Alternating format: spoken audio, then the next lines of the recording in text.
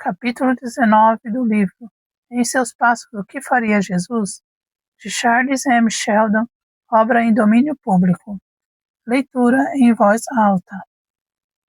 Visto como, na prova desta ministração, glorificam a Deus pela submissão que confessais quanto ao Evangelho de Cristo e pela liberalidade dos vossos dons para com eles e para com todos.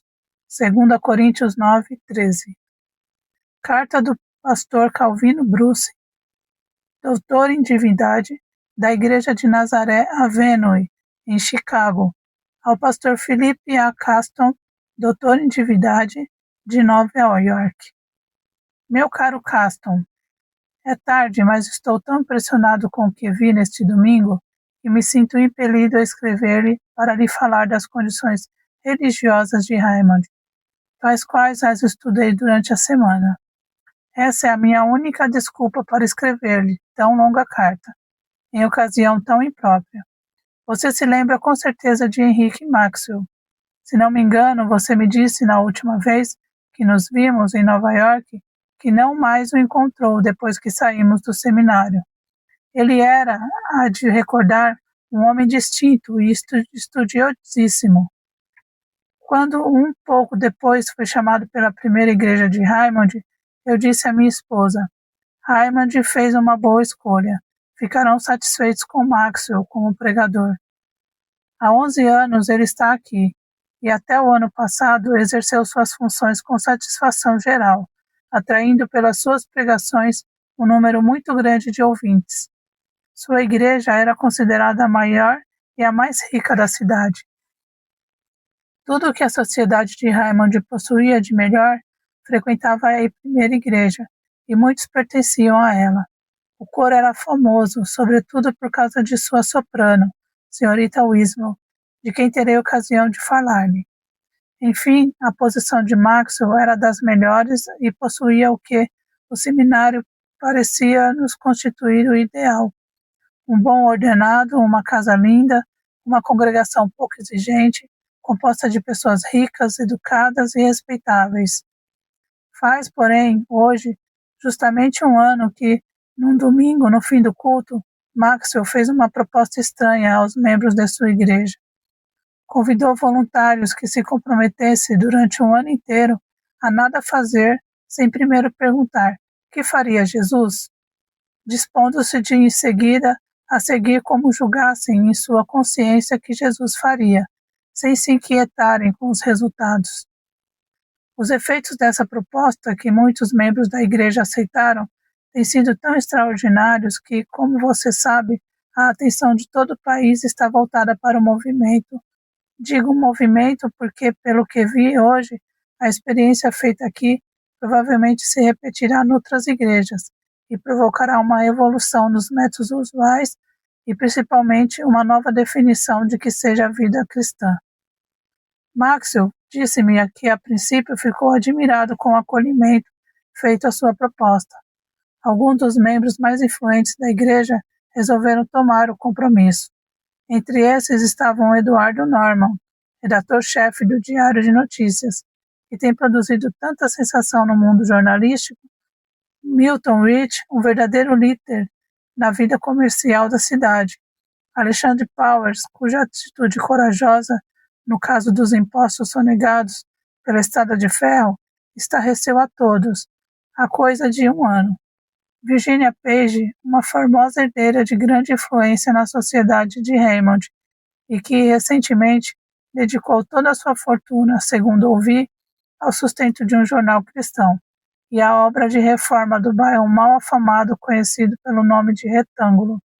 E Raquel Wismell, cuja reputação como cantora é agora nacional, mas que, em obediência ao que julga ser a ação provável de Jesus, devotou seu talento ao trabalho voluntário entre as moças e mulheres da parte pior e mais abandonada da população da cidade. A essas pessoas, muito bem conhecidas de todos, uniu-se um grande número de membros da primeira igreja e, ultimamente, de outras igrejas de Raymond. Uma grande proporção desses voluntários vem das sociedades de esforço cristão. Esses moços dizem que já tinham incorporado em seus estatutos o mesmo princípio nas palavras: prometo a Jesus esforçar-me para fazer tudo o que ele desejaria que eu fizesse. Isto não é tudo. É exatamente o que Maxwell propôs, mas os resultados de uma perfeita obediência a qualquer dos dois compromissos seriam os mesmos. Por isso, ele não se admira de que a maior parte dos voluntários tenham vindo do esforço cristão. Você me perguntará sem dúvida, quais são os resultados? O que se conseguiu com esse esforço? Qual foi a mudança à vida na igreja ou na sociedade? Você já sabe algo do que se passa em Raymond, pelas notícias que se espalham pelo país inteiro. Mas seria necessário vir aqui e ver as transformações em algumas pessoas, e especialmente na vida da igreja, para se apreciar o que significa seguir tão literalmente os passos de Jesus. Narrar tudo isso seria contar uma longa história, ou antes uma série de histórias. Não estou em condições de fazê-lo, mas poderei dar-lhe talvez uma ideia da situação aqui, tal qual me descreveram meus amigos e o próprio Maxwell. O resultado do compromisso tomado no seio da primeira igreja tem sido duplo. De um lado, uma fraternidade cristã como nunca antes se manifestara, e que se parece muitíssimo com o que existia entre os discípulos na igreja primitiva. E, de outro lado, a separação da igreja em dois grupos distintos. Os que não tomaram compromisso censuram os outros, por terem ideias tão loucas sobre a maneira de seguir a Jesus. Alguns deles não assistem mais aos cultos na igreja e uniram-se mesmo a outras igrejas. Outros se constituíram um elemento interno de perturbação e tentaram, segundo certos boatos, obrigar Maxwell a resignar seu pastorado. Não sei se esse partido é forte na igreja, mas eles foram postos em xeque pela maravilhosa e contínua manifestação do poder espiritual, que data do primeiro domingo, o dia do compromisso, e também pelo fato de que muitos dos mais importantes membros da igreja já se identificaram com o movimento. O efeito sobre Maxwell é muito notável. Eu ouvi pregar em nossa associação estadual há 4 anos. Notei nele um extraordinário poder de oratória, do qual parecia ter consciência. Seu sermão era bem elaborado e cheio dos que os estudantes no seminário costumam chamar de belas passagens. Em suma, o gênero de sermões que agrada ao grande público. Esta manhã, o ouvi de novo pela primeira vez desde então. Não é mais o mesmo homem. Sente-se que passou por uma crise profunda. Disse-me ele que essa mudança é simplesmente uma nova maneira de considerar o cristianismo. Ele certamente mudou muito dos seus velhos hábitos e das suas velhas ideias. Assim, a sua atitude na questão do álcool é diametralmente oposta à que tomava há 1 ano. O mesmo aconteceu no modo por que considera o seu ministério. Tanto quanto pude perceber, ele acha agora que o cristianismo de nossa época deve ser uma imitação mais literal de Jesus, principalmente quando é preciso sofrer. No correr da conversa, citou-me por diversas vezes este versículo da primeira epístola de Pedro. Porque para isto é que vos fostes chamados, posto que Cristo padeceu também por vós, deixando-vos exemplo, para que sigais os seus passos. E ele parece crer que a coisa de que temos mais necessidade hoje em nossas igrejas é o do sofrimento com alegria por amor a Jesus. Não sei até onde concordo com ele nessas ideias, mas, caro Caston, é verdadeiramente espantoso notar os resultados oriundos da prática dessas ideias e como impressionaram todas essas cidades nesta igreja. Você perguntará de certo quais os resultados verificados nos indivíduos que tomaram compromisso e procuraram honestamente ser fiéis a ele. Esses resultados são, como já disse, parte da história íntima das personagens, que não podem ser narrados nas suas minúcias, mas alguns fatos posso contar-lhe, para que você veja que essa forma de discipulado não é meramente sentimental, ou simples vontade de pousar para as galerias. Tome, por exemplo, o caso de Alexandre Powers, que era superintendente das oficinas da Estrada de Ferro. Quando ele ficou em evidência por ter denunciado a estrada, perdeu sua posição. E mais que isso, vim a saber por meus amigos que sua família e suas relações sociais mudaram tanto que ele raramente aparece em público com os seus. Eles foram tacitamente excluídos dos círculos sociais de que antes eram parte preeminente. Powers voltou ao seu antigo trabalho de telegrafia. Encontrei-o ontem na igreja. Ele, exatamente como Henrique Maxwell, me deu a impressão de ter passado por uma grande crise moral. Não pude deixar de pensar que ele seria digno de fazer parte da igreja do primeiro século, quando os discípulos tinham todas as coisas em comum. Considere também o caso de Eduardo Norman, redator-chefe do Diário de Notícias. Ele arriscou toda a sua fortuna para obedecer àquilo que crê ser a atitude de Jesus e revolucionou toda a sua conduta na imprensa, com risco de falência. Envio-lhe um exemplar do jornal de ontem. Desejo que você o leia cuidadosamente. Para mim, é um dos mais interessantes e notáveis jornais já impressos nos Estados Unidos. Norman está sujeito a críticas, mas que pode fazer um homem num negócio desses que não esteja? Tomando-o em conjunto, acho tão superior às concepções comuns acerca do que deve ser um jornal diário que estou assombrado com os resultados. Norman me disse que o jornal está começando a ser lido cada vez mais pelo povo cristão da cidade. Ele tem confiança na vitória final. Leia os editoriais sobre as questões monetárias e sobre a próxima eleição em Raymond, quando a questão da licença para a venda de bebidas virá novamente à tona. Ambos os artigos traduzem muito bem os pontos de vista de Norman.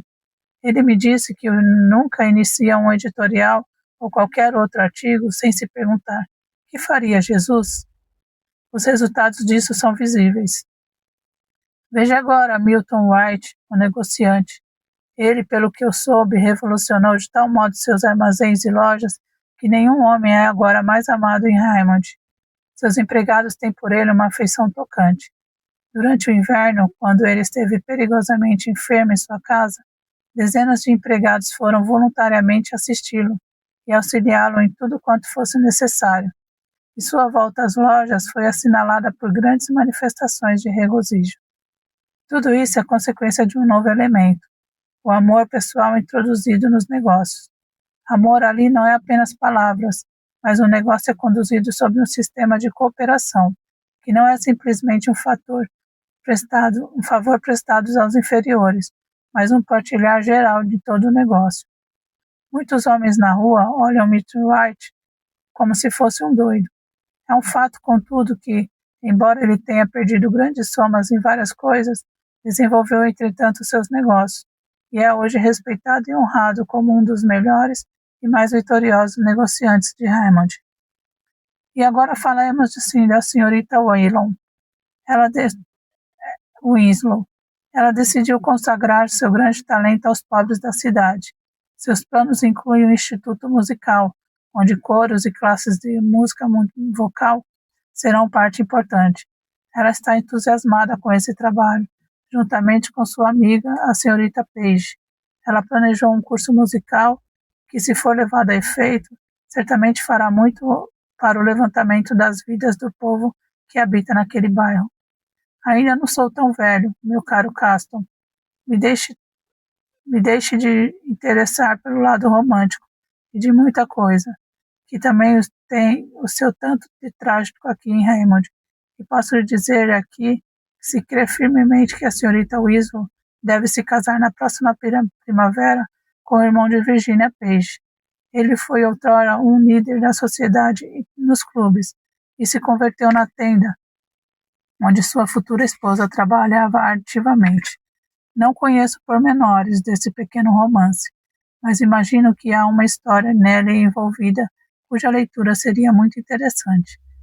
São estas umas poucas ilustrações dos resultados que a obediência ao compromisso produziu em algumas pessoas. Deveria ter falado também de Donald Marsh, diretor do Colégio Lincoln. Ele se formou também pela minha universidade e o conheci ligeiramente quando eu estava já no último ano. Marsh tomou também parte ativa na recente campanha eleitoral e sua influência na cidade é considerada fator de importância para o resultado das próximas eleições. Ele me deu a impressão, como os outros que se filiaram a esse movimento, de que lutou com problemas árduos e tomou cargas pesadas, que lhe causaram e ainda causam aquele sofrimento de que Maxwell falou, um sofrimento que não deve eliminar, mas pelo contrário, deve intensificar uma alegria prática e positiva. O que começou em Raymond agora está ecoando em Chicago. E você, já se perguntou hoje, em meus passos, o que faria Jesus? Curta se tocou seu coração e comente, eu sigo Jesus.